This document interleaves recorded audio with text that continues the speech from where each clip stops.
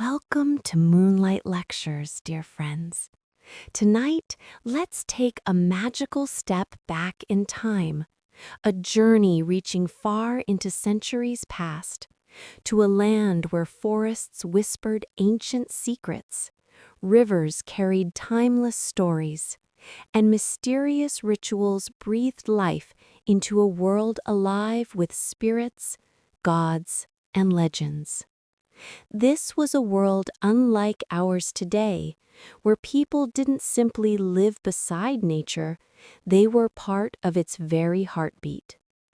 As we drift into this story, imagine yourself stepping gently into the realm of Slavic mythology and ancient pagan traditions, where we can learn how our distant ancestors lived, the things they held sacred, and the powerful fears they faced.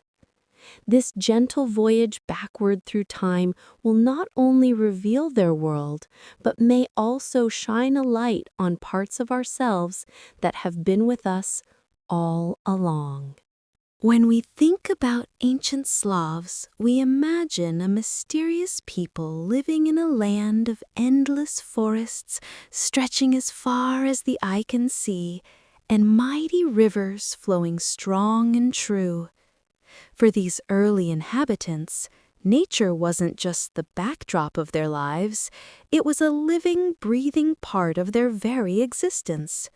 Their homes were crafted from wood, simple yet sturdy, reinforced by wooden stakes, blending seamlessly with the forest around them. Life for these people moved in tune with the rhythms of nature itself. The roar of thunder was not just a sound, but the fierce anger of Perun, the god of storms. The rich, fertile earth was seen as the nurturing womb of Mother Earth, while the warm hearth fire was a sacred blessing, a gift from Svarog. These early Slavs lived in close-knit clan communities, guided by wise elders. Their belief in powerful spirits and gods shaped every day, while traditions passed down from one generation to the next wove a continuous thread of cultural and spiritual life. In the world of the Slavs, their pantheon was filled with mighty and fascinating figures. There was Perun, the fierce lord of lightning, Veles, who watched over cattle and the secrets of magic, Dazhbog, the radiant god of light and warmth, and Jarilo, who sparked the fire of spring and new life across the land. Though much of their stories have faded over time, their echoes still whisper through ancient writings, discoveries of old treasures, and timeless folklore. Even chronicles from later Christian times mention the old pagan rituals and gods. Archaeologists uncover sacred knives and symbols, pictures of the sun, birds, and snakes, silent reminders of their deep belief in the great powers of nature. Saw the world as alive with spirits everywhere they looked.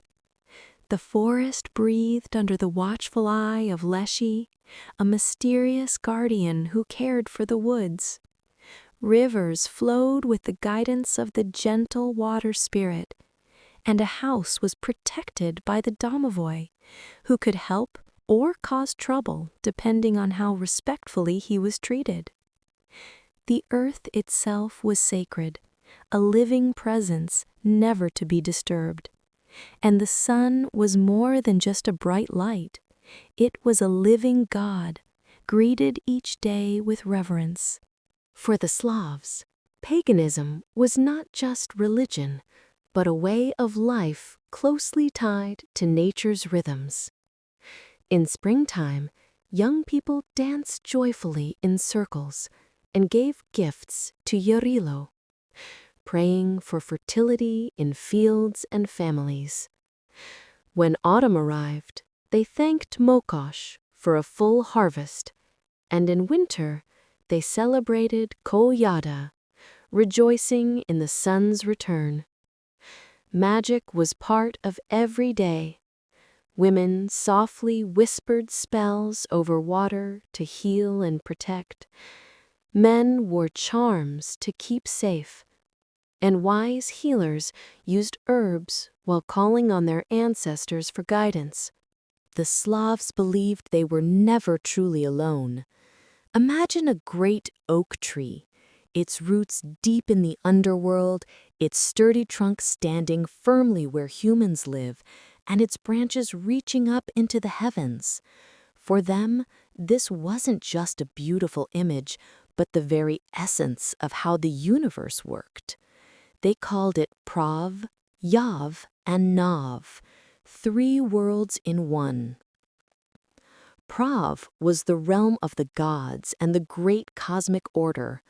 Yav was the world of living things where everyday life unfolds. And Nav was the quiet world of ancestors and spirits. This understanding was not just for stories. It guided their ceremonies, their choices, and even their fate. Everyone felt part of something much bigger than the visible world. Above all shone Prav, the realm of the gods, ruled by Svarog, the great celestial smith. With his mighty hammer, Svarog forged the unbreakable laws that hold the universe together. Though no one could see the gods, their presence was felt in every moment of life. People would ask for their help and offer gifts to honor them, knowing that to upset the natural order could bring great misfortune. Where the branches of the great world tree spread wide was Yav, the world where people live. Here rivers gently flowed, fields ripened with golden grain, and fires crackled warmly in hearths. It was a place full of work and joy, struggles and new beginnings, where lives grew and changed together. Yav was never still. People shared this world with unseen forces they couldn't always understand, but could always feel. The Domovoy might hide small things or quietly help with chores. The Leshy could trick travelers who didn't honor the forest, and at night the water spirit might rise softly from the rivers. And deep beneath the earth, where the roots of the world tree dug into the hidden shadows, lay Nav, the mysterious realm of the departed. Here lived the souls of those who had passed on. Ancient spirits and creatures whispered about softly around the fire. Nav was ruled by Veles, the clever god of wisdom, magic, and things hidden from sight. Veles could change his form, sometimes an old man with a long beard, sometimes a mighty animal, or even a writhing serpent. He guarded secret knowledge, but wisdom always came with a price. Nav was not a place forgotten or empty. The souls of ancestors who had passed on could still help the living, sending signs or visiting in dreams. But Nav was also home to mysterious creatures called upiers, dark beings able to return to the living world, feeding on fears, especially during sacred times when the veil between worlds grew thin. At Yuletide, families welcomed returning souls with food and kind words. Yet, danger lurked too. Evil spirits hunted in the night, so people lit bonfires and sang protective songs to keep Kolyada's nights safe. For a Slav, there were no borders between worlds. People lived their lives in Yav, the world of everyday things. They followed the laws of Prav, the realm of the gods above, and one day would journey to Nav, the hidden world of the ancestors. Gods ruled from the heights, spirits lived nearby, and the dead watched quietly from the shadows. everything was connected. Disrespect a god, and troubles would follow. Ignore the house spirits, and misfortunes might begin. Forget your ancestors, and your family's story could fade away. Rituals, holidays, and spells were like golden threads weaving together the three worlds. In the very beginning, there was no sun, earth, or water, only a boundless, endless void filled with a great, mysterious power. From this vast nothingness awoke a force called will, and from will came Rod, the first divine spark that started everything. Rod was unlike any human, without shape or limits. Rod was the very breath and pulse of creation itself. First, Rod separated light from darkness, which had once been tangled as one. This created the very first boundaries, up and down, day and night, life and death. Then Rod made the first water, the beginning of all rivers, seas, and oceans. The water was alive, but still without shape or order. So Rod next called forth the first earth, lifting it up to push aside the waters, giving it firmness and form. But the world was still cold and still, so Rod stretched the sky above like a huge, endless tent to shelter all living things below. When everything was ready, Rod brought the gods into being so each could fill the world with their own special power. Then came fire and water, two opposite forces, yet forever linked, just like light and darkness before them. These forces needed balance, but the world still lacked order, shape, and rules. That's when Svarog appeared, the first to take up the hammer and strike the metal, forging the laws that would hold the cosmos together. Svarog was not just a skilled craftsman, but a powerful and wise divine architect who brought harmony and structure to the universe. With his mighty hammer, he forged extraordinary weapons, strong fortress walls, and essential tools that shaped human civilization. Yet his greatest creation was the sacred order itself, an invisible but unbreakable set of cosmic laws that kept the world from falling into chaos. These sacred laws were not only to be respected by the gods of the heavens, but also by every person walking the earth.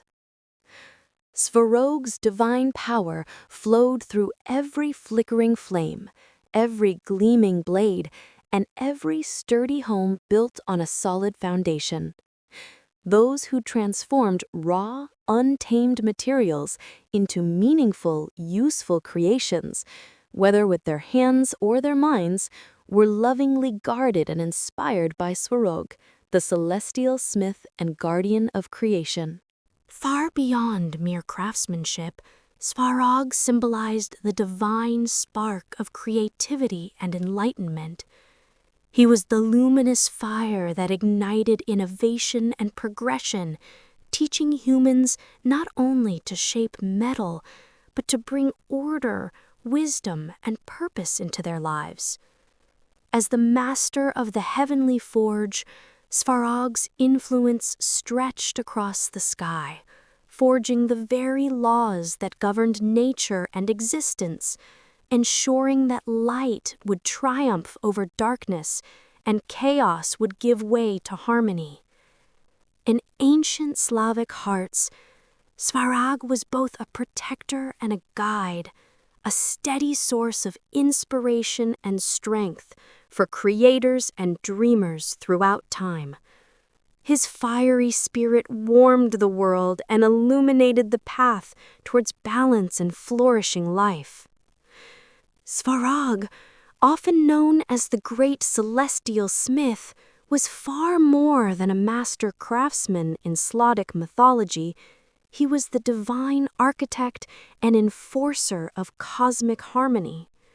With his mighty hammer and anvil, he forged not only powerful weapons and unwavering fortress walls, but also the very essence of order that held the universe together.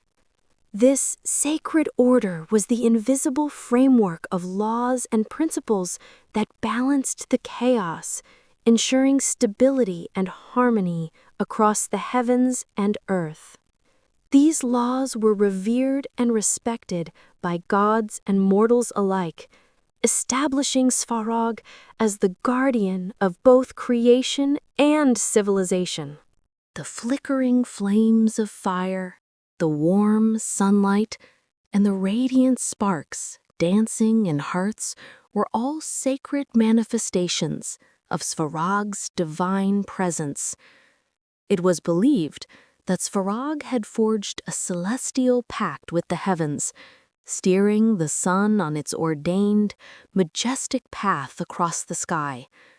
He crafted the great celestial wheel, an eternal, revolving mechanism that marked the rhythm of days and nights, seasons, time, and fate itself. This cosmic wheel was the grand clockwork of the universe, tirelessly keeping the balance of all that exists. Svarog's influence reached every corner of daily life and every kind of human endeavor.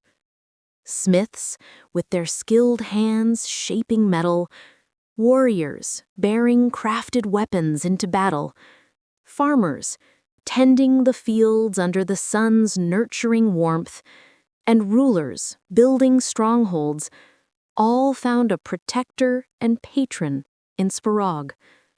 To them, Svarog was the inspiring source of creativity and strength, encouraging them to shape the world with purpose and skill. His fiery spirit kindled the flames of innovation, guiding mortals and gods in the ever-turning dance of creation and preservation. More than a god of fire and forging, Svarog embodied the transformative power of creation and the disciplined wisdom that brings order to the cosmos. His legacy as the celestial smith echoes through the legends and lives of the Slavs, a symbol of strength, illumination, and divine harmony. This broader and richly descriptive explanation illumines Svarog's multifaceted role as creator, lawgiver, and protector in Slavic mythology, deepening appreciation for his divine importance and enduring legacy. When dark tension thickened a heavy air and the very first trembling drops of rain began to fall, people instinctively paused, their hearts pounding in eager anticipation. Then, suddenly, the vast sky split open with a blinding, overwhelming flash of searing lightning, and deep, booming thunder rolled fiercely across the heavens, shaking the earth as if its ancient bones were trembling in awe. This was Perun, the fierce, mighty god of lightning and thunder, riding his chariot through the stormy sky with unstoppable power. He struck down his enemies with crackling bolts of fiery justice, reminding the world that true justice is brighter and stronger than any creeping darkness. Perun was the revered patron of battle-hardened warriors and wise rulers alike, his raw storm energy surging mightily into the chaos of war, his unyielding judgment swift and unerring. He protected those who lived with honor and courage, inspiring brave fighters to stand tall and defend their sacred lands and homes. His mighty presence was a constant reminder of the fierce, righteous power that governs the world, the guardian of order, the relentless enforcer of justice, roaring above in flashes of blinding brilliance and rolling thunder. When the air grew thick with electric tension and the very first delicate drops of rain began to fall, people hushed, their spirits filled with eager anticipation. Then, suddenly, the vast stormy sky cleaved apart with a dazzling, overwhelming flash of brilliant lightning, while deep, rolling thunder rumbled powerfully, shaking the very earth beneath their feet, as if the world itself were trembling in awe. This fearsome spectacle was heralded by Perun, the mighty and fierce god of roaring thunder and crackling lightning, who rode his majestic chariot across the stormy heavens with unstoppable might. With each thunderous roar and flashing bolt, he struck down his enemies with righteous fury, reminding all the world that justice and order were stronger than any creeping shadow or darkness. Perun was the revered and trusted patron of battle-hardened warriors and wise, just rulers alike. His fierce, divine storm power surged like a wild tempest into the chaos of war, while his swift, unyielding judgment brought clarity and resolve.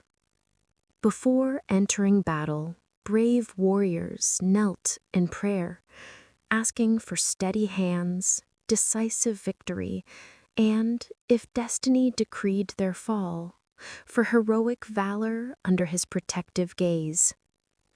Mighty ancient oaks stood as sacred symbols of Perun's presence.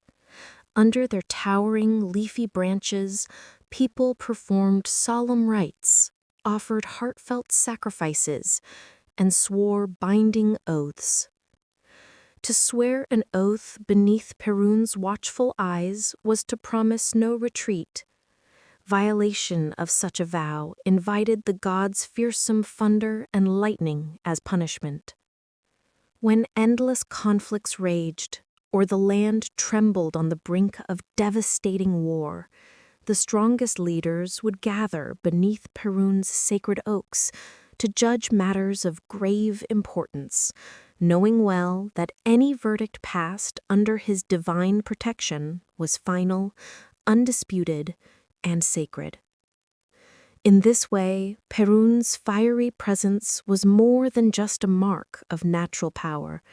It was a profound symbol of cosmic justice, martial honor, and the unbreakable bonds of loyalty and courage that held communities and warriors alike together. His powerful storms echoed the primal forces of nature, while inspiring respect, strength, and unwavering commitment across the ancient Slavic lands. Perun was a god who demanded action, not empty promises. His favor couldn't be bought with words or gifts. It had to be earned through brave deeds. When people needed his power before a fierce battle, in the heart of a raging storm, or to atone for broken promises, they made solemn sacrifices in his honor. The most sacred offerings were blood sacrifices, often strong, mighty bulls that symbolized the strength of warriors. These noble animals were sacrificed beneath ancient, towering oaks, asking Perun for protection and victory on the battlefield. Before great wars, it was not uncommon for princes to offer prisoners or criminals, those already condemned, as human sacrifices, hoping to gain the god's favor in the coming fight. Weapons forged for fierce battle, shining swords, sharp spears, and sturdy armor were often dedicated to Perun, thrown into roaring fires as sacred gifts and powerful symbols of a warrior's readiness to fight for justice and honor. Special offerings went beyond weapons, including long-burning, glowing bonfires surrounded by gifts like hearty bread and savory meat, fueling both the flames and the spirit. To break a solemn vow was to invite Perun's fierce punishment, a sudden, searing lightning strike on one's home, a clear and terrifying sign that the god had taken what was rightfully his, a fate far worse than any defeat in battle. Perun didn't simply grant power to warriors and rulers. He could just as easily take it away if they became unjust or betrayed their people. Without Perun's blessing, a prince was nothing more than a man, vulnerable and ordinary. But with his divine favor, a prince became a mighty warrior, a fearless leader who could guide and protect his people. If a ruler betrayed his people or lost their trust, Perun would turn his back, withdrawing his protection. When that happened, dark days followed. Thunder would roar over once safe fortresses. Lightning bolts would strike towering walls. Strong warriors would falter, and enemies would rise, sensing weakness and chaos. Perun's power was a clear reminder that justice and honor were the true sources of strength for all leaders. When fierce storms raged and the darkness was shattered by booming thunder, Perun delivered his commanding verdict. But once the tempest calmed and the skies cleared, life returned to the earth. Peaceful cattle grazed in lush fields, rivers flowed gently and steadily, and merchants came home laden with success. This gentle renewal was the domain of Veles. If Perun was the roaring thunder and blazing lightning, then Veles was the nourishing rain that gave life and growth. If Perun was the mighty sword, Veles was the persuasive words spoken before any blood was ever shed. While Perun ruled the stormy heavens above, Veles held sway over the fertile earth and the mysterious secrets hidden deep below. Veles was more than just the kind protector of cattle and the bringer of fertility. He was the powerful god of mystery and magic. His domain held the secrets of healing herbs, ancient spells, and hidden paths that connected the world of the living with the realm of the dead. Veles gifted humans with the rare ability to see beyond the surface, to understand what was hidden, and to sense what was unseen. He was especially honored by storytellers and wordsmiths, those who knew the true power of language and the deeper meanings woven beneath it. He opened secret roads and paths for people to follow, but these ways were never easy. The wise knew that answers were found not through force, but through thoughtful reason and insight. Where large herds roamed the sprawling fields, there ruled Veles. To the ancient Slavs, cattle were far more than mere food. They were sacred symbols of abundant life, thriving prosperity, and the vital ability to provide for one's family and community.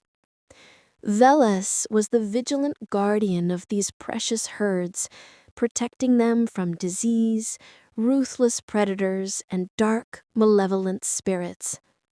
In gratitude and respect for his protection, people offered gifts of fresh milk, golden honey, and soft wool.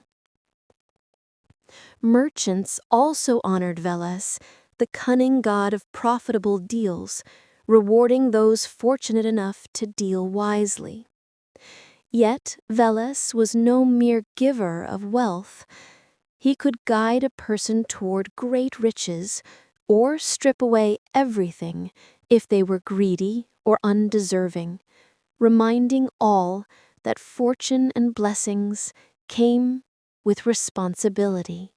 Veles was not only the patron of cattle and fertility, the power of mystery was his domain. He possessed the secrets of herbs, magic, and hidden paths from the living to the world of the dead. Veles gave humans the ability to see beyond the obvious, understand the concealed, and perceive the unseen. He was revered by storytellers, those who knew the power of words and hidden meanings. He opened roads for people, but did not offer easy ways. The wise had to seek answers, not in force, but in reason. Where herds roamed, there was Veles. Cattle were not merely food, but symbols of abundance, prosperity, and the ability to provide. Veles guarded herds from disease, predators, and evil spirits. For his protection, gifts of milk, honey, or wool were given. Merchants also revered him, god of profitable deals and cunning when beneficial. Veles could lead a person to wealth or strip them of all if they proved greedy or unworthy. Most importantly, Veles was defined by his eternal rivalry with Perun. Perun representing order, Veles chaos through which wisdom was born. Slavs believed that during storms, Perun chased Veles, striking him with lightning because Veles stole wealth. But Veles was never vanquished. He hid in roots, the depths of rivers, among beasts, always returning. It was an eternal dance of two forces, both vital for the world. When storms raged and darkness split by thunder, Perun delivered his verdict. But when the storm subsided, the earth was filled with life. Cattle grazed, rivers flowed calmly, merchants returned with success. This was the domain of Veles. If Perun was thunder, Veles was the nourishing rain. If Perun was the sword, Veles was the word that persuaded before blood spilled. If Perun ruled the heavens, Veles ruled the earth and the secrets below. Those who sought strength followed Perun, while those who sought wisdom turned to Veles. Anyone hoping to truly understand the essence of life needed to learn how to listen to both. When the sun's first golden rays gently touched the earth, Dazhbog awoke. He was not merely the sun or the light, but the very spirit of life itself, flowing through the land, trees, and fields, blessing everything that grew, ripened, and bore fruit as his sacred gift. He was known as the generous benefactor, the one who brought gentle rain to thirsty fields, plentiful bounty to overflowing barns, and renewed strength to hard-working hands. His warm light shone equally on all people, both the righteous and the sinful, the wealthy and the poor. Yet only those who respected the earth, labored honestly, and never took more than they gave back were truly blessed by him. Every day, Dazhbog mounted his radiant chariot, journeyed into the shadowy depths by night, and returned each morning to bring fresh, life-giving light to the world. Dazhbog was not just the giver of life, but also the revered patron of princes. His radiant light symbolized power, fate, and justice. A prince blessed by Dazhbog was known to rule fairly, prosper greatly, and reign for many years. His emblem, the solar circle, stood for victory over darkness and the endless cycle of life's eternal motion. It was said that the descendants of these princes were truly Dazhbog's own children. To live under his protective light meant a life free from want, for the sun provided all that was needed. Though the sun often brought warmth and life, it was not always gentle or forgiving. When people forgot the source of their warmth, grew greedy, or took more from the earth than they gave back, Dazhbog withdrew his bounty. Power demanded respect and balance. While Dazhbog was majestic and serene, another god, Jarilo, embodied the wild, passionate energy of the spring sun. Jarilo arrived when the earth was still frozen and asleep, awakening it with his fiery touch, stirring growth and flowers to bloom. His arrival sparked lively, joyful celebrations filled with dancing, singing, and blazing bonfires that welcomed the promising new season. Jarilo wasn't just the god who brought fertility to fields. He ignited passion and energy within people's hearts. Spring burst forth not only in the earth, but also inside every soul. He was wild, restless, and unstoppable. No one could hold back the rushing spring flood, or Jarilo himself. His fierce energy flowed through the sap of trees, the warming blood in people's veins, and the hot, awakening breath of the soil. Jarilo was especially honored in springtime, when farmers sowed their fields. His celebrations were filled with lively songs, joyful leaps over crackling bonfires, and barefoot runs through fresh morning dew. His symbols? Wreaths woven from wildflowers, a noble white horse, and a blazing torch captured his youthful spirit and fiery passion. One of the brightest holidays was Jarilo's Day, celebrated at the end of spring when the sun's strength was at its peak. The air came alive with vibrant parades, lively round dances, girls weaving colorful wreaths, and boys riding proud horses, all embodying the wild, energetic spirit of spring. A clear, sunny day on Jarilo's Day was seen as a good omen, promising a rich and bountiful harvest. Even when rain fell, it was welcomed as a blessing for abundance. Girls running barefoot in the fresh morning dew believed it would bring them beauty and good health. Jarilo carried a shadow along with his light. He arrived young and vibrant, but stayed only briefly. Summer brought growth and maturity, autumn caused decline, and then he vanished, only to be reborn anew the following spring. When dark storm clouds gathered over the fields, it signaled the long-awaited rains, while quiet hands spun thread and soft lullabies echoed in homes. Mokosh was there, moving gently across the land. Though unseen, all life felt her calm, nurturing presence. Mokosh was the nurturing mother of fertility and the devoted protector of women. She was the gentle spinner of fate, weaving destinies with hands fair and just, never harsh, but always balanced. Strength was given to those who worked earnestly and revered the earth, while those who harmed or disrespected it were cast out from her blessing. Mokosh was beloved by all who honored honest labor.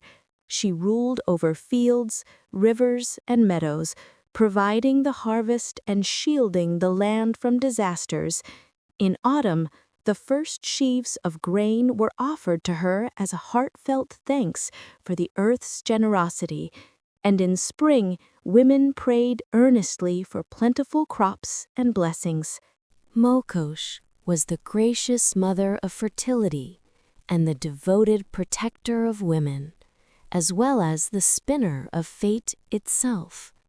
Her hands wove the destinies of all, not harsh, but balanced and fair. She granted strength to those who worked hard and respected the earth, yet withheld her blessings from those who harmed or disrespected it. Loved by all who valued honest labor, Mokosh ruled over the fields, rivers, and meadows, ensuring a plentiful harvest and shielding the land from disasters. Each autumn, the first sheaves of grain were offered to her in heartfelt gratitude for the earth's generosity, while in spring, women prayed fervently for abundant crops and blessings. Her symbol was living water, a source of life and a guide for fate. Washing in natural springs on Mokosh's day was believed to cleanse the soul and bring one closer to her protective embrace. Women affectionately called her Mother Mokosh. She aided in childbirth, shielded from harm, and taught needlework and crafts. Young girls prayed for good marriages, wives for happiness in their homes, and widows for protection and comfort. Every thread spun by women was seen as a blessing from Mokosh. If it was smooth, life would flow evenly, but if knotted, challenges and trials were to come. Her name was cherished by all women who eagerly sought her blessing before their weddings. Wherever Lada was present, there was no discord, only peace, harmony, and deep understanding. She united hearts, helping spouses live in harmony and giving them the strength to love one another and protect their home. Lada was never alone. She was joined by Lelia, youthful, joyful, and carefree. If Lada was like a strong, steady oak representing mature, enduring love, then Lelia was the fiery spark of first love, a lively dance of happiness and passion. Lelia was the goddess of maiden beauty, youthful energy, and purity. Her symbols were delicate wreaths of fresh flowers and the bright sound of ringing laughter. Girls turned to Lelia seeking love, hoping to meet their chosen one. She answered those brave enough to dream and open their hearts to new feelings. The celebrations for Lada and Lelia were held in the full bloom of summer, when nature was alive and vibrant. The most cherished ritual was to release wreaths onto flowing water, believed that a wreath drifting far away foretold a soon meeting with a beloved. Her name was cherished by all women who eagerly sought her blessing before their weddings. Wherever Lada was present, there was no discord, only peace, harmony, and deep understanding. She united hearts, helping spouses live in harmony and giving them the strength to love one another and protect their home. The Slavic pantheon extended far beyond the major gods, encompassing a wide array of vital powers. Those who commanded the winds, fire, and night, who bridged different worlds and safeguarded the boundaries between them. Each spirit had its own domain and rules. Without their influence, the world would lose the balance and mystery that ancestors deeply cherished. When powerful storms swept across the fields or fierce hurricanes raged, people felt the presence of the unseen. Many believe that Dazhbog lived at the edge of the earth, where the world met the endless skies, and from there the winds blew. He could be gentle and cooling, bringing relief, or wild and destructive, flattening crops and capsizing ships. Farmers often prayed for his mercy, hoping he would spare their precious harvests. Yet Dazhbog came and went as he pleased, unpredictable and beyond human control. Simagral was the powerful force that controlled fire, often depicted as a winged blazing dog carrying both heat and light, but capable of unleashing destruction in his fury. He stood as the guardian of the thresholds between worlds, positioned on the border between Yav, the physical world, and Nav, the spiritual world, keeping dark forces from crossing into the wrong places. As protector of the hearth, Simagral's sacred fire burned during rituals on altars, cleansing spirits and warding off evil. Only with respect and reverence could his fire remain pure and unwavering. Horrors ruled the night, not shining as brightly as Dazhbog, nor warming the earth, but lighting the path for those unafraid to wander in the dark. His silver chariot rolled across the night sky, pushing back shadows and inspiring poets, travelers, and sorcerers who sought wisdom in the stars. Horus was the god of mysteries and transitions, guiding souls between worlds, especially valued when night cloaked the land and shadows grew long. The Slavic pantheon was not limited to the major gods. It included many vital spirits and divine forces, those governing the winds, fire, night, and other natural phenomena, who linked worlds and guarded boundaries. Each spirit had its specific domain and rules. Without their guiding presence, the world could not embody the harmony and balance that ancestors revered and preserved. Spirits could be helpful when treated with respect, but would become angry if ignored or deceived. They maintained the balance of the world. Some were friendly, others unpredictable, but all held power over different aspects of human life. Every household was watched over by its own Domovoy, a guardian spirit who protected the home and cared for its people. The Domovoy was like an unseen guest or secret protector, believed to live behind the stove or beneath the floor, quietly watching over the family. When harmony reigned and people treated each other with respect, the Domovoy was helpful, guarding against misfortune, offering clues to find lost items, and warning of looming troubles. But if quarrels erupted or disorder took hold, the Domovoy could become upset, causing noises in the night, hiding belongings, frightening household members, or even abandoning the home entirely, leaving it cold and unhappy. If at night you heard soft footsteps, creaking floors, or rustling sounds, it was the Domovoy quietly checking on the household. A gentle touch in your dreams meant good news was on its way. But if he tugged your hair, prepare for unpleasant gossip. When a cat stared into empty space and seemed restless, it was a sign that the Domovoy was displeased. Before setting out on a journey, people would ask for his blessing, often leaving food as an offering. An old saying warned, "Don't whistle indoors, or there will be no money."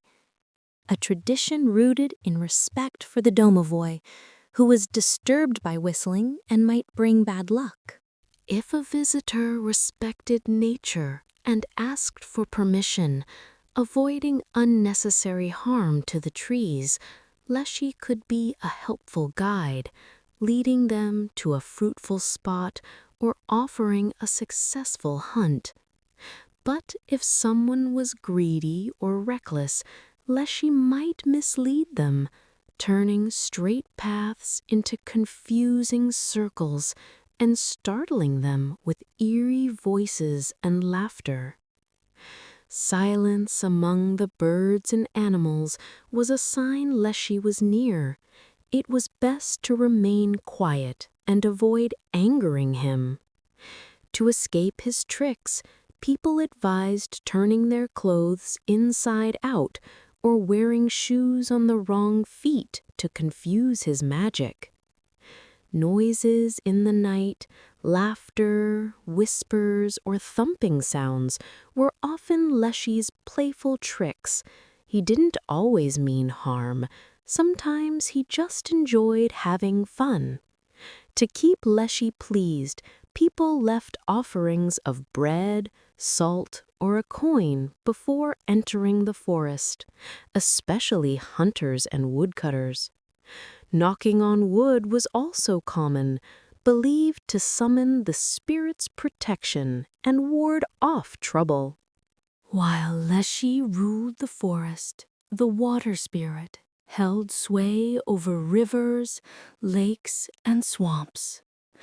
Dwelling in the dark depths, he knew every secret of the waters, controlling currents and deciding who the waters would accept or reject. Nearby lived the mermaids, Rusalkas, beautiful and mysterious, with long flowing hair. These water spirits could be both helpful and dangerous, sometimes luring people into the water, offering aid or bringing disaster. Each river, lake, and swamp had its own master. The water spirit was neither wholly good nor evil, but could be appeased. Often depicted as an old fisherman with a beard tangled in seaweed, green skin, or fish-like eyes, this appearance masked his true power. Fishermen understood that to ensure a good catch, offering the water spirit a coin, some bread, or honey was wise. The worst fate was to be pulled under the water. According to legend, the water spirit roamed at night, searching for new souls and drowning careless wanderers, especially those without head coverings. Dark, rippling waters with no breeze meant the spirit was close. If the fish weren't biting or nets tore, it signaled the river master's anger. Swimming under the full moon was especially dangerous, as the water spirit might drag someone into the deep. Unlike the water spirit, Rusalkas were restless souls rather than ancient rulers, often believed to be brides who never married or girls who met tragic ends by drowning. They dwelled in rivers, ponds, and quiet backwaters and dark pools. Their haunting voices could be heard at night, singing, laughing, and luring travelers, sometimes to enchant or sometimes to draw them beneath the water.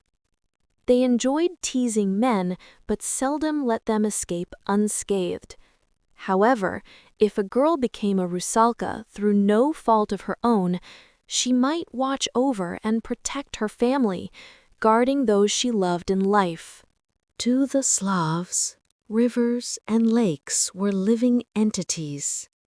With proper respect to the water spirits, one might find protection and good fortune. But forget you are just a guest, and you could be swept away by the waters.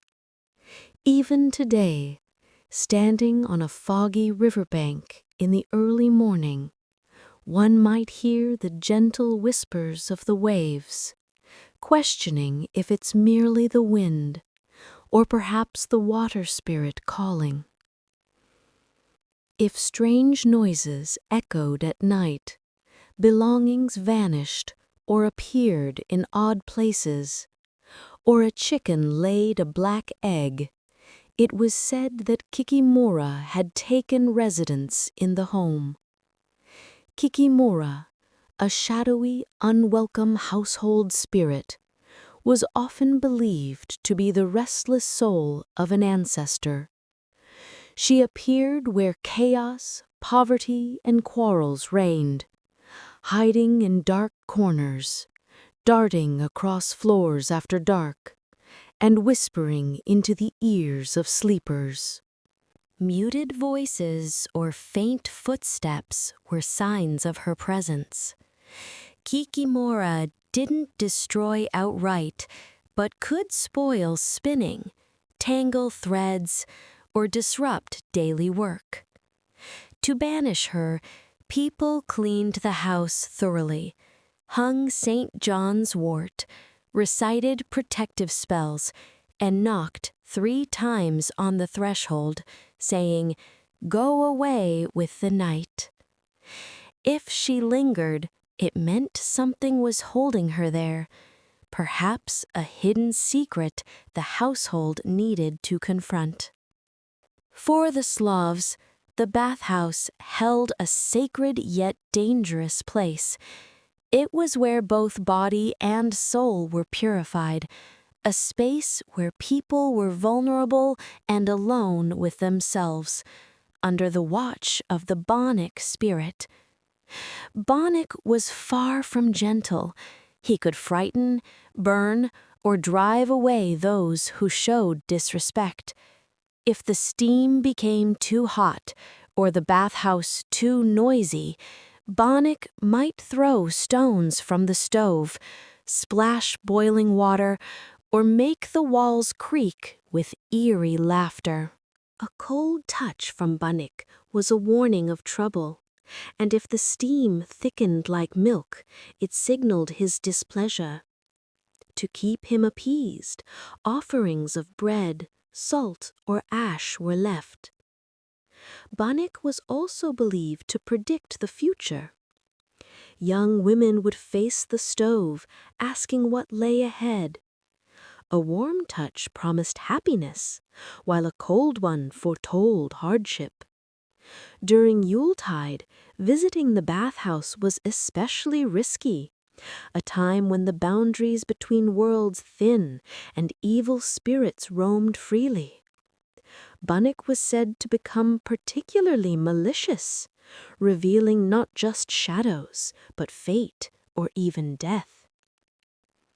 Outside the bathhouse lived the Domovoy, less known than the Domovoy, but equally important. He guarded livestock, horses, and the yard. When respected, farms thrived and animals stayed healthy. But neglect brought sickness and misfortune. When night winds rattled gates, forests screamed, and shadows danced on walls, Slavs understood these were no accidents. Dark powers lurked in hidden corners, feeding on fear and weakness. They weren't just myths, but forces truly felt, whispering evil thoughts and tempting people to stray from the right path. Slavs believed that Besi, or demons, were spirits born from darkness, stirring people to commit harmful deeds or whispering wicked thoughts. These demons lurked in shadowy corners, old barns, but more dangerously in the human mind, preying on doubts, fears, and weaknesses. If someone suddenly laughed oddly or lost control to anger, it was thought that a demon sat on their shoulder, whispering in their ear. The most feared were the black demons, known for causing disasters, ruining crops, and casting evil spells. While sorcerers often called on them, these demons could easily turn against their summoner. The best defense was laughter. Demons lost their power if met with laughter. Above all, the key was to ignore their whispers and refuse to let them take hold of the mind. The uphires were believed to be former humans, as Slavs saw death not always as the end. Those cursed, who died sinful deaths or were left unburied, could become uphires, souls that didn't rest in their graves but roamed the night in search of blood. Unlike Western vampires, uphires were shapeshifters. By day, they might look ordinary, but at night they revealed pale skin and claws. Uphires were especially feared during Yuletide, when the boundary between the living and the dead grew thin. They appeared at crossroads, cemetery gates, or lonely spots. To keep them from rising, corpses were sometimes buried face down, staked with aspen wood, or decapitated. If an uphire was known to roam, it had to be found and burned to end its terror. The most terrifying encounter was with a close relative who had passed away. If a ghostly figure tapped on your window and called your name, never respond, or you might be taken away. While demons brought chaos and uphires inspired fear, the Chort devils were cunning tricksters.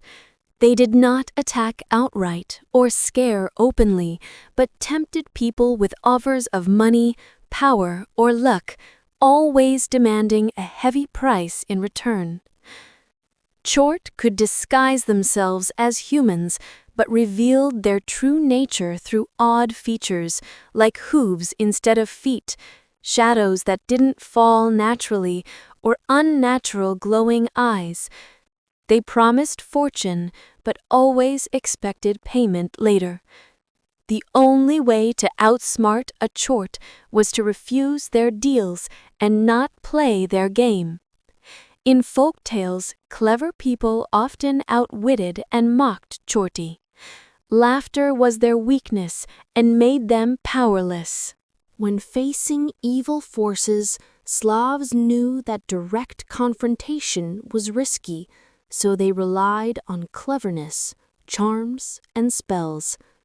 Powerful spirits resisted weakness.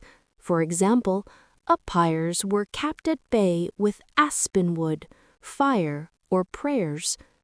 To overcome demonic power, a strong will was essential. Demons and darkness thrived only where people doubted themselves. Even today, when strange sounds drift through dark forests on the wind, an old warning lingers. It's better not to look back. The Slavs lived in harmony with nature's rhythms, not by strict calendars, but by the sun's journey and seasonal cycles. Each turning point, whether the birth of the sun, the arrival of spring, harvest time, or the first snowfall, was marked by songs, bonfires, feasts, and rituals that helped maintain balance and harmony. Everything was interconnected: people, animals, spirits, gods, and time itself. The year was measured not by numbers, but by living, breathing moments, each celebrated with its own sacred rites to uphold cosmic balance. Central to this was the yearly circle, representing the endless cycle of life and nature, punctuated by 4 major points celebrated with grand festivals. The longest night, the winter solstice, was known as Kolyada, a time when darkness seemed to prevail, yet it also marked the birth of new light. Kolyada was a festival of renewal, hope, and the start of a new year. People believed that during these sacred times, the veil between worlds thinned, allowing both benevolent and malevolent spirits to cross into the human realm. To protect themselves and invite good fortune, communities gathered around bonfires for feasting and caroling, the most ancient of rites. Young people donned costumes of animals and spirits, going door to door singing and asking for treats. Refusing them was said to bring bad luck. Rowan branches were often hung as protective charms, and sometimes animal skulls or coals from the festival fires were placed at doorways to guard against harm. Sacred fires, torches, candles, and bonfires represented the newborn sun growing stronger each day. Sometimes a wooden wheel was set ablaze, symbolizing the sun's journey across the sky. Divination was common during this time. Girls placed combs under their pillows to glimpse their future husbands, while homemakers looked into the flames for signs about the year ahead. Kolyada was more than just a holiday, it was the world's rebirth, a moment when even the darkest forces couldn't stop the sun from rising. Winter clung fiercely, unleashing frost and storms as it prepared to leave, but spring was near, waiting to be awakened and welcomed back. This rephrasing captures the symbolic power of fire and renewal in Kolyada celebrations, blending vivid imagery with clear storytelling that resonates with an American audience. Maslenitsa arrived as a lively, boisterous festival, bursting with food, playful battles, and the transition between 2 worlds, the cold darkness of winter and the warmth and light of the sun. Its central symbol was the pancake, round, golden, and hot, just like the sun itself. It was believed that eating many pancakes meant absorbing the sun's energy and strength for the coming year. The streets buzzed with festivities, fistfights, horse rides, and leaps over bonfires, a spirited celebration to wake up nature. People bade farewell to winter by burning an effigy of Maslenitsa, a figure embodying the cold. But Maslenitsa wasn't only about fun, it was also a time of cleansing. On its final day, everyone asked for forgiveness to enter the new year free of grudges and burdens. Spring marked a time of awakening and cleansing. Winter began to fade but was still honored for its power.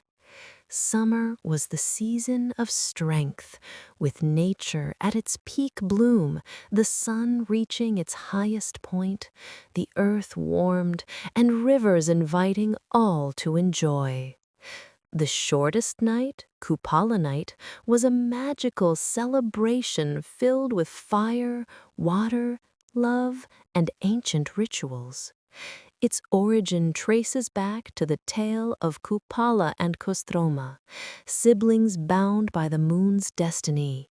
When Kostroma discovered the truth, she drowned and became a Rusalka, with Kupala following her, giving rise to a festival symbolizing the union of water and fire, love and tragedy, life and death. On Kupala night, the world teemed with magic. People believed it was a night to discover their future, cast away troubles, attract happiness, and glimpse the hidden. Bonfires were jumped over to burn away illness and misfortune. Young couples leapt together. If they held hands without breaking, their bond was meant to last forever. Water held special power, as washing in it brought beauty and health. Girls floated wreaths with candles on rivers, watching how they traveled. Distance symbolized happiness, spinning foretold challenges, and sinking signaled misfortune. The most mysterious ritual was the quest for the fern flower, a legendary bloom said to appear fire-red just once a year.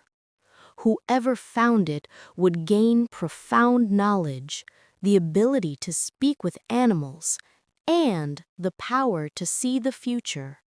But the flower was fiercely guarded by dark forces, and only the chosen could find it and return safely. Kupala was more than a celebration. It was a time when nature revealed its secrets and people felt deeply connected to its great magic. For the Slavs, death was not the end. Souls left the physical world, Yav, but remained part of their family, clan, and the larger cosmos. This belief gave rise to Ancestors' Day, a holiday when the living remembered, honored, and gave thanks to the departed. It was a moment to connect with ancestors who were believed to visit, bless, or warn. Families held memorial meals with porridge, pancakes, and kisel, setting a plate for the dead and leaving pieces of food at windows, doorsteps, or in gardens for ancestors to share. It was not just a time for remembrance, but for connection.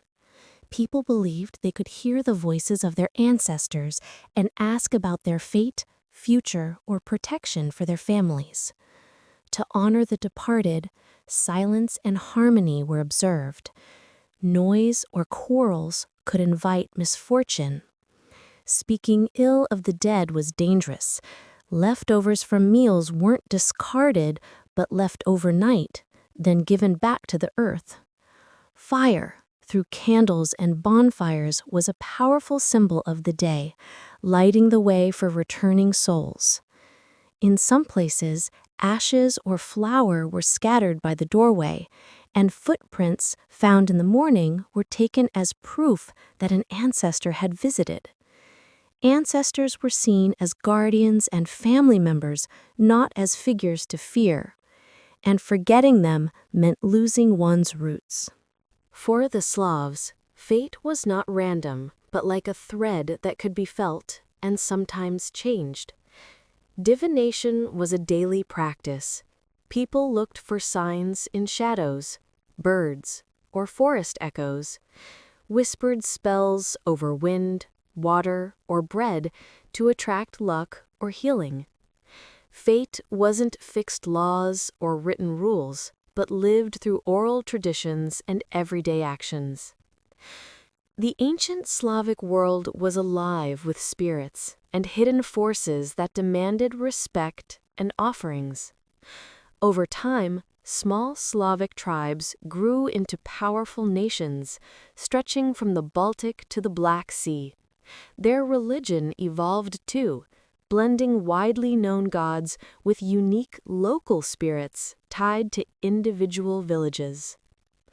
While major gods like Perun, Veles, and Dazhbog were worshipped across Slavic lands, preferences varied by region. Alongside these high deities were spirits of forests, rivers, and homes, differing from place to place, reflecting a flexible, living pagan tradition. The Slavs did not exist in isolation. They interacted with neighboring peoples, adopting and adapting religious ideas. Early influences likely came from nomadic Scythian tribes, possibly inspiring Perun's image as a warrior god. Germanic tribes may have contributed to similarities between Perun and Norse Thor, or Veles and Odin. These parallels highlight shared Indo-European roots and cultural connections. This rephrased paragraph emphasizes the diversity and adaptability of Slavic religion, its regional variety, and its connections with neighboring cultures, using clear and engaging language for an American audience. Greek neighbors influenced the image of the solar deity Dazhbog, shares traits with Helios. However, the Slavs did not simply copy these beliefs, they reshaped them to fit their own worldview and local traditions. The adoption of Christianity marked a major turning point, but did not instantly erase pagan practices. Slavic faith was deeply rooted. Rituals, beliefs, and holidays could not be simply abolished. For a long time, pagan and Christian customs coexisted. The path to Christianization was complex, driven by political and economic factors. Before the baptism of Rus, the region was a pagan state worshipping many gods. By the 10th century, Rus had developed close ties with Christian kingdoms like Byzantium, Poland, and Bulgaria. These Christian powers united diverse peoples, leading Christian kingdoms to see Rus as barbaric. Prince Vladimir, ruler of Kiev, understood that uniting his lands required a single faith. Paganism was too divided, with different gods, customs, and rituals everywhere. Vladimir carefully weighed his options. Islam was rejected due to its ban on wine. Judaism lacked a centralized political power. Western Christianity felt too foreign. But Byzantine Orthodoxy offered rich religion and a powerful alliance. Choosing orthodoxy, Vladimir married Byzantine Princess Anna, elevating Rus' prestige and opening cultural and economic doors. Widespread baptisms began as people were converted in the Dnieper River and across the land. However, Christianity couldn't erase centuries of paganism overnight. Shrines were destroyed, idols burned, and priests persecuted. Yet pagan customs persisted strongly in villages. Realizing the old ways couldn't be eliminated completely, the church adapted by blending pagan rituals with Christian holidays. This fusion gave pagan celebrations new Christian meanings. Witchcraft practices continued, and people still sought guidance from wise women and healers. Though officially condemned, folk magic remained alive. Over time, Christianization softened, with priests preaching the new faith and gradually replacing ancient traditions. When Christianity spread, pagan spirits were labeled unclean powers and became associated with the devil. Yet the old gods were never forgotten. They lived on in stories, rituals, and beliefs, their images transformed. The fierce thunder god, Perun, became the prophet Elijah, who rides a chariot across the sky and controls lightning. Veles evolved into a devilish figure, horned and tempting, an enemy of the church. Other gods merged into fairy tales or saints. Stibok gave way to anonymous saints, while Dazhbog, the sun god, blended with the image of God the Father, with his name preserved in folk sayings. Christianity didn't simply reject these ancient gods, it reshaped them, integrating them into the new religious worldview. Unable to fully erase old holidays, the Church allowed many pagan traditions to continue in Christianized forms. A prime example is Kupala night, transformed into St. John's Eve, a magical celebration tied to the birth of John the Baptist, who, according to legend, baptized people with water. Despite the rise of Christianity, many ancient Slavic customs endured and evolved. Rituals such as jumping over fires, floating wreaths on water, and the legendary search for the fern flower continued to be practiced. Holidays like Trinity Day blended pagan elements such as weaving wreaths, decorating homes with trees, and spreading fresh grass to invite benevolent spirits with Christian interpretations, where branches symbolized the Holy Spirit and wreaths came to signify purity. Apple Spas, originally a pagan festival offering first fruits for fertility, transformed into a church ceremony blessing apples. Christianization didn't erase the old faith, but transformed it, weaving pagan traditions into the fabric of Christian practice. Folklore, rituals, and beliefs preserved echoes of a time when the Slavs worshipped their own gods and felt their presence in the world around them. Today, this unique fusion of faiths serves as a living testament to the deep roots and enduring legacy of the ancient Slavic spirit. Thank you for exploring this story. May it enrich your understanding of how Christianity and paganism intertwined, leaving lasting imprints on culture and tradition.